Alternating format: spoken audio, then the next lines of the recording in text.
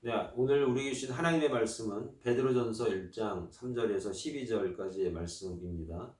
아, 소망이어야 된다. 소망에 관한 말씀을 우리가 다 같이 한번 보겠습니다. 베드로전서 1장 3절에서 12절입니다. 다 같이 보겠습니다. 우리 주 예수 그리스도의 아버지 하나님을 찬송하리로다. 그의 많으신 긍휼대로 예수 그리스도를 죽은 자 가운데서 부활하게 하심으로 말미암아 우리를 거듭나게 하사 산 소망이 있게 하시며 썩지 않고 더럽지 않고 쇠하지 아니하는 유업을 입게 하시나니 곧 너희를 위하여 하늘에 간직하신 것이라. 너희는 말세에 나타내기로 예비하신 구원을 얻기 위하여 믿음으로 말미암아 하나님의 능력으로 보호하심을 받았느니라. 그러므로 너희가 이제 여러 가지 시험으로 말미암아 잠깐 근심하게 되지 않을 수 없으나 오히려 크게 기뻐하는도다.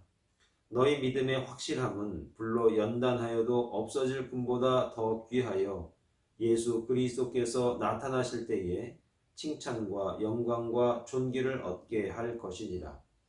예수를 너희가 보지 못하였으나 사랑하는도다. 이제도 보지 못하나 믿고 말할 수 없는 영광스러운 즐거움으로 기뻐하니 믿음의 결국 곧 영혼의 구원을 받음이라. 이 구원에 대하여는 너희에게 임할 은혜를 예언하던 선지자들이 연구하고 부지런히 살펴서 자기 속에 계신 그리스도의 영이 그 받으실 고난과 후에 받으실 영광을 미리 증언하여 누구를 또는 어떠한 때를 지시하시는지 상고하니라. 이 성긴 바가 자기를 위한 것이 아니요 너희를 위한 것이니 계시로 알게 되었으니 이것은 하늘로부터 보내신 성령을 힘입어 복음을 전하는 자들로 이제 너희에게 알린 것이요 천사들도 살펴보기를 원하는 것이니라. 아멘. 이것은 하나님 말씀입니다. 네, 오늘 우리에게 주신 하나님의 말씀은 베드로전서 1장 3절에서 12절 말씀입니다. 소망으로 살아가는 하나님의 백성들이 다 될 수 있기를 간절히 축원을 드리겠습니다. 사도 베드로는 본문에서 우리를 살리는 참 소망에 대해서 말씀하고 있습니다. 특별히 참 소망의 근원과 특징을 말하고 있는 본문은 이 본문의 배경에 대해서 우리가 조금 알 필요가 있는데요. 본문은 주후 64년경에 로마 제국의 네로 황제가 기독교에 대해서 박해를 시작할 무렵에 베드로가 고난에 처한 교회와 성도들에게 보낸 위로의 편지가 오늘 본문의 말씀입니다. 비록 핍박과 박해로 고난을 당하더라도 낙심하지 말라는 것입니다. 주님께서 십자가에 달려 죽으셨으니까 죽음을 이기시고 3일 만에 부활하심으로써 우리에게 정말 참 소망을 주셨기 때문에 이 어려워도 힘들어도 고난이 다가와도 좌절하지 말고 다시 승리하는 삶을 살아라 라고 하는 그런 믿음의 메시지인 것입니다. 그러면서 베드로는 먼저 참 소망의 근원이 무엇인가, 참 소망이란 우리에게 무엇을 말하는가를 얘기하는데 3절의 말씀을 이렇게 증거합니다. 우리 주 예수 그리스도의 아버지 하나님을 찬송하리로다. 그의 많으신 긍휼대로 예수 그리스도를 죽은 자 가운데서 부활하게 하심으로 말미암아 우리를 거듭나게 하사 산 소망이 있게 하셨다라고 말씀하고 있습니다. 이것이 우리에게 참 소망이라는 겁니다. 참 소망의 근원이 주님의 부활이다 라고 말씀하고 있습니다. 사실 세상에서 죽음보다 더한 절망은 아마 없을 것입니다. 죽음을 인류 최대의 원수다라고 말하지 않습니까? 그런데 주님은 죽음이라는 절망을 뚫고 부활하셨다는 겁니다. 그러니까 죽음을 이기고 부활하신 주님만이 세상에 우리의 미래에 과거에 참 소망이 된다는 겁니다. 또한 이 참 소망을 주신 분이 주님이시라는 것이죠. 그리고 부활하신 주님이 우리에게 준 축복인 이 참 소망을 갖다가 오늘 본문에서는 살아있는 소망이다, 산 소망이다 이렇게 이야기를 하고 있습니다. 그러면서 주님의 부활을 통하여서 주어진 산 소망이 참 소망인 이유가 무엇인지를 말씀으로 이야기하고 있는데 몇 가지만 우리가 함께 은혜를 나눌 수 있는데 그 이유가 무엇이냐? 우리에게 진정한 기업이 주어져 있기 때문이다 라고 4절에 말씀하고 있습니다. 4절의 말씀을 좀 제가 읽습니다. 썩지 않고 더럽지 않고 쇠하지 아니하는 유업을 잊게 하시나니 곧 너희를 위하여 하늘에 간직하신 것이라 이렇게 말씀하고 있습니다. 여러분 기업이라고 하는 말씀을 4절에 하고 있는데요.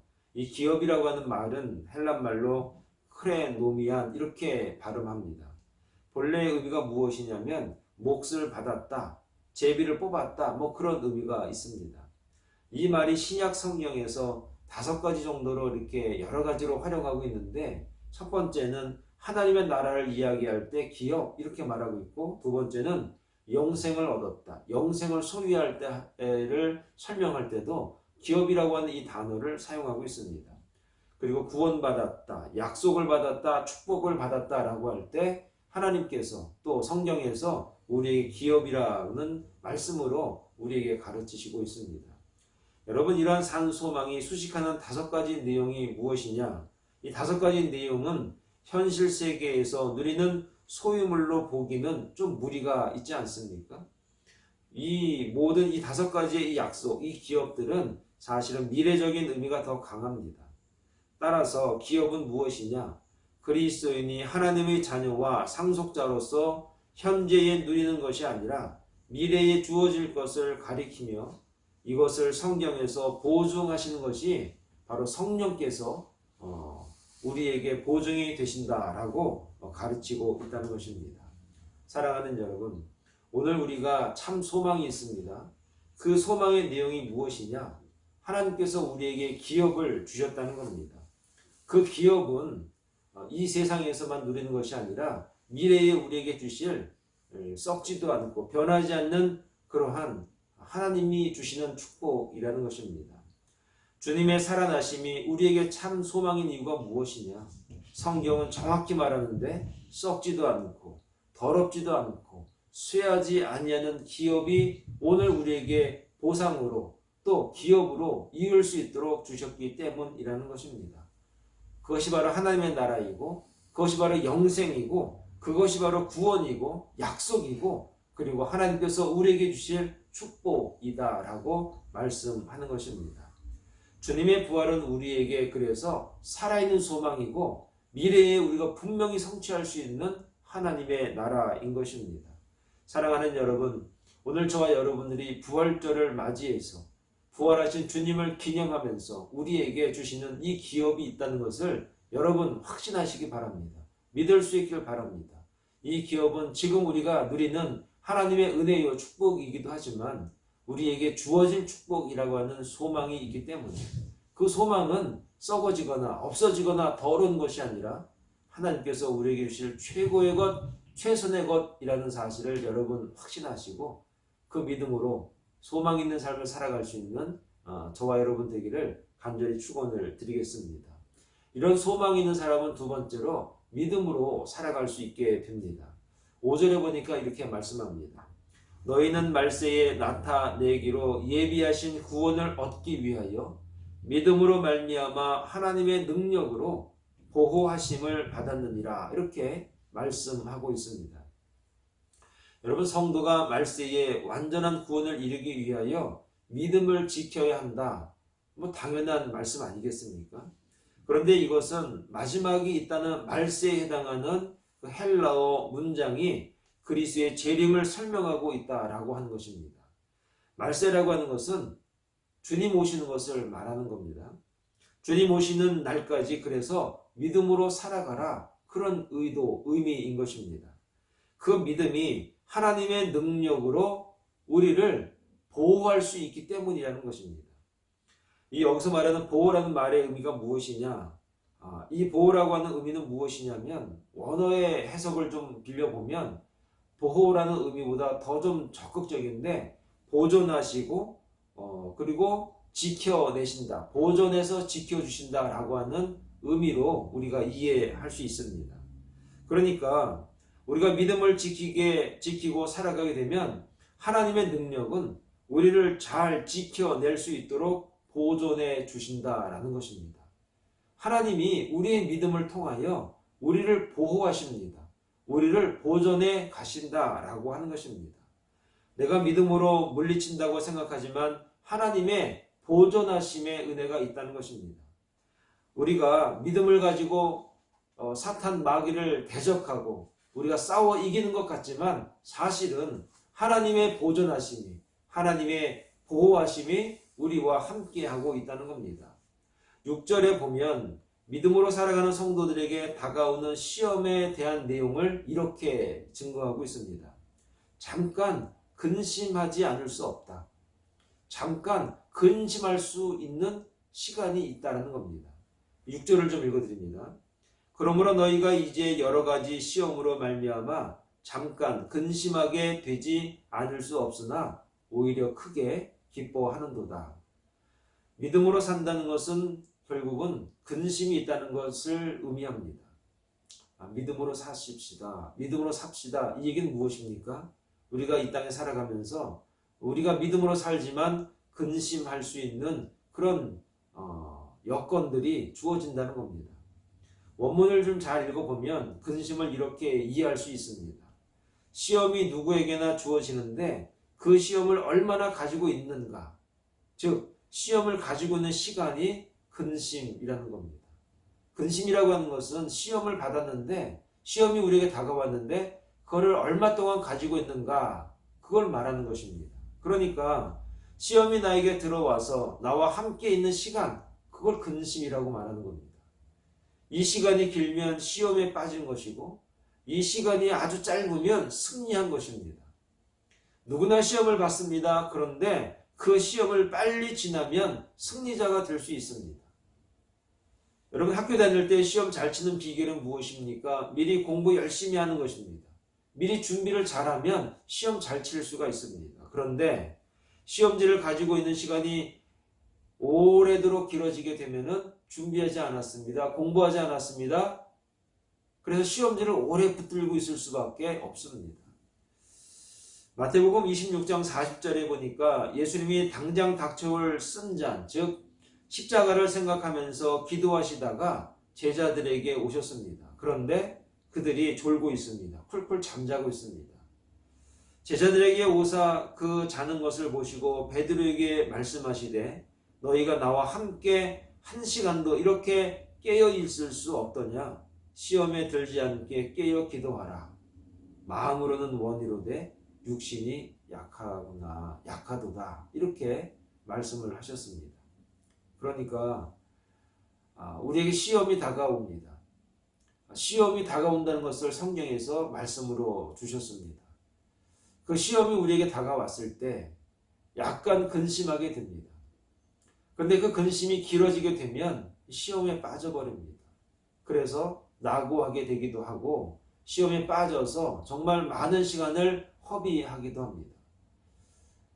시험이 오기 전에 우리가 준비해야 됩니다. 그런데 성경에서는 이 준비를 무엇으로 말하는가? 기도로 말하고 있습니다. 기도라고 말씀하고 있습니다. 주님이 큰 시험을 앞두고 있었습니다. 골고다 언덕 십자가의 큰 시험이 주님 앞에 다가오기 직전이었습니다. 그때 주님이 하신 것은 딴 게 아닙니다. 기도하셨습니다.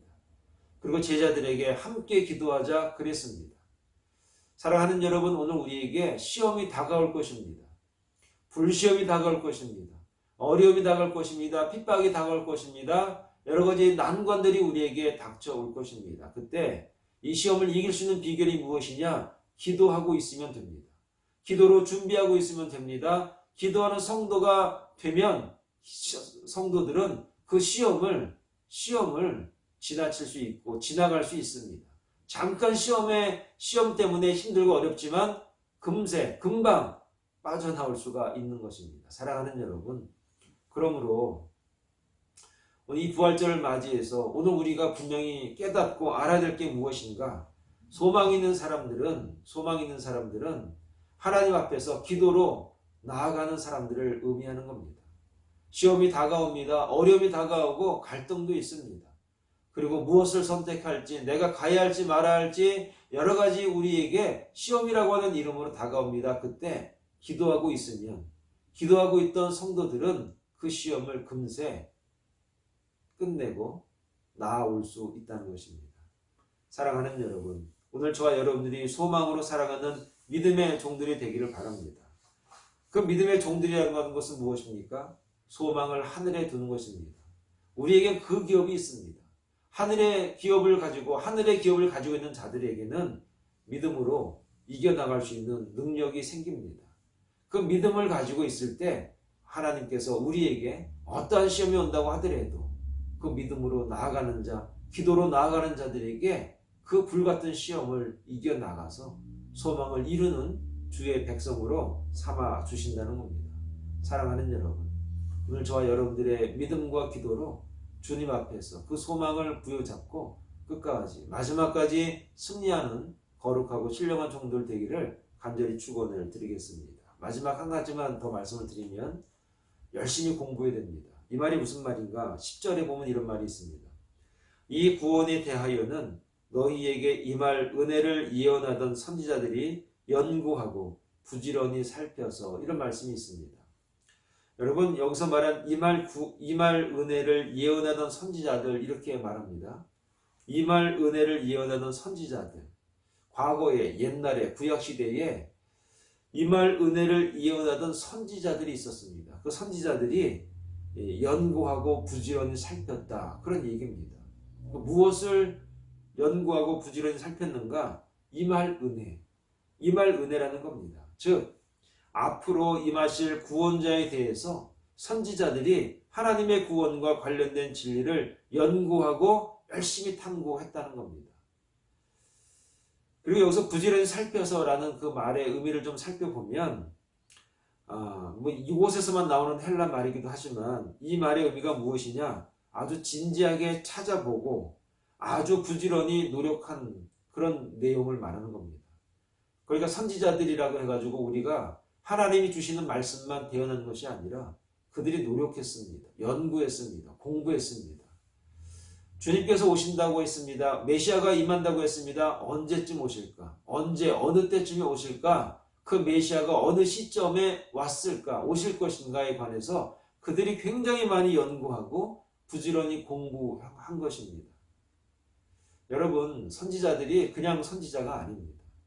우리가 생각하는 선지자들은 그냥 하나님이 주시면 얘기하고 안 주시면 말고 그런 것이 아니라 그들은 성경에서 증거하는 것을 보면 굉장히 부지런한 사람, 열심히 공부하는 사람, 열심히 구한 사람, 열심히 찾은 사람들, 그들을 말하는 것입니다. 너희에게 임할, 그러니까 메시아가 임할 것인데 그 메시아가 임한다고 하셨는데 언제쯤 오실까? 어떤 모습으로 오실까? 그래서 선지자들이 구약에 보면 여러 내용으로 예언을 하고 있지 않습니까? 그러므로 오늘 이 말씀이 우리에게 주는 영적인 의미가 무엇입니까? 메시아로 오실 그 예수 그리스도에 관해서 그들이 열심히 구하고 탐구했습니다. 공부했습니다. 그래서 그들이 하나님이 주신 영감을 가지고 예언도 하지만 열심히 부지런히 시간을 아꼈던 것입니다.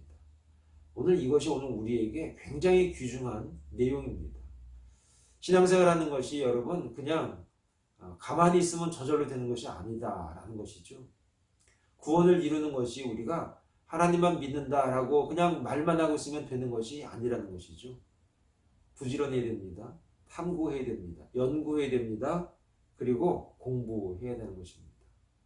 하나님의 말씀을 공부하고 알아야 되는 것입니다.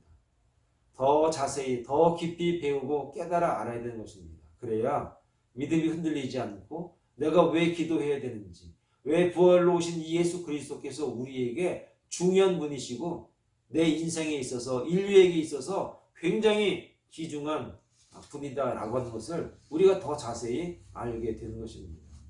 그래서 누가복음 10장 24절에 이렇게 말씀합니다. 내가 너희에게 말하노니 많은 선지자와 임금이 너희가 보는 바를 보고자 하였으되 보지 못하였으며 너희가 듣는 바를 듣고자 하였으되 듣지 못하였느니라. 그들이 알고 싶었고 보고 싶었는데 그 시절은 지났습니다. 보지 못했습니다. 그런데 우리는 보고 있고 듣고 있고 봤다는 것 아닙니까? 오늘 저와 여러분들은 예수 그리스도에 관해서 말씀으로 우리가 듣고 보고 배우고 있습니다. 얼마나 귀합니까? 얼마나 은혜입니까? 그렇게 기다리고 탐구하던 그 메시아를 우리는 이제는 다시 오실 그 주님을 기다리고 있지 않습니까? 이제 그 다시 오실 그 주님 앞에 우리가 어떤 모습으로 어떻게 서 있어야 하는가? 베드로전서 1장 18절에서 19절에서 우리가 주님에 대해서 어떻게 기다리고 있어야 하는지 말씀을 주고 있는데 이렇게 말합니다. 너희가 알거니와 너희 조상이 물려준 헛된 행실에서 대속함을 받은 것은 은이나 금같이 없어질 것으로 된 것이 아니요 오직 흠없고 점없는 어린 양 같은 그리스도의 보배로운 피로 된 것입니다.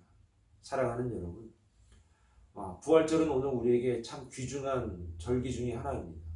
기독교의 역사상 이 부활절은 우리에게 전기를 마련했습니다. 새로운 역사를 마련한 것입니다. 그것은 우리가 하늘의 소망, 기업을 이을 수 있는 자가 되었고 믿음을 지키는 자가 하나님의 보호하시고 지키신다는 것입니다. 그리고 열심히 공부하고 탐구해서 하나님께서 이 땅에 보내신 메시아가 우리에게 어떤 존재인지, 내가 그분과 어떤 관계를 맺고 있어야 하는지, 그리고 그분이 주신 그 말씀이 나에게 어떤 소망과 힘과 능력인지를 우리가 알아야 하는 것입니다. 저절로 되지 않습니다. 교회라고 하는 것은 저절로 되어지라고 있는 것이 아니라 열심히 준비하고 열심히 탐구하고 부지런히 연구해서 주님에 대한 지식도 잘 갖고 있어야만이 우리가 이제 오실 주님을 영접하고 이제 기다리는 맛이 있게 되는 것입니다. 사랑하는 여러분, 매해 우리가 부활절을 준비하고 기다리지만 올해처럼 우리에게 이렇게 뜻깊을 때가 어디 있겠습니까? 세상이 전쟁하느라고 난리가 있습니다. 코로나 때문에 우리가 잘 모이지도 못했고 자유롭게 예배 드리지도 못했습니다. 교회 성도들이 많이 이제 각 교회마다 참 어려움들이 참 많이 있었습니다. 이런 가운데 부활을 맞이합니다.